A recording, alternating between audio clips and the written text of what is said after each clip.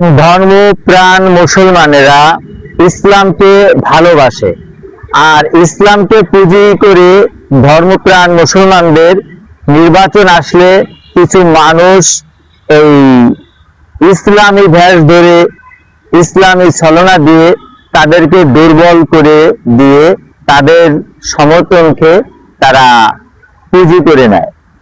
আবার কিছু ইসলামী দল আছে যারা ইসলামের নামে দল গঠন করে তারা অন ইসলামিক কার্যক্রম করে, যারা ইসলামী মাইন্ডকে ইসলামকে ভালোবাসে, ইসলামী ভাবে জীবনযাপন করে, তাদের থেকে তারা তাদের সমর্থনকে পুঁজি করে নেয়।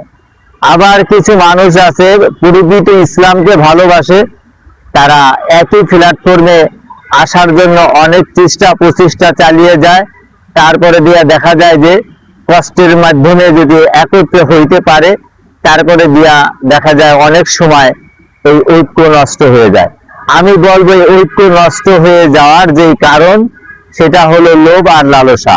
যদি কোনো মানুষ এই যে এখন যে 7টি দল একত্রে হয়েছে, যদি একত্রে হওয়া যদি কোনো একটা দল যদি ছুটে যায়, তাকে অন ইসলামিক দল বলে ঘোষণা করা হবে। এরকম যদি কঠোর আকারের যদি কোনো কিছু লিখিত পরিত থাকে, তাহলে সে অন ইসলামিক দল বলে যখন ঘোষণা করা হবে, আর সে যখন এই কথাটা তার স্মরণ থাকবে, তার লোভ লালসায় শয়তান দূরে সরিয়ে দিতে পারবে না।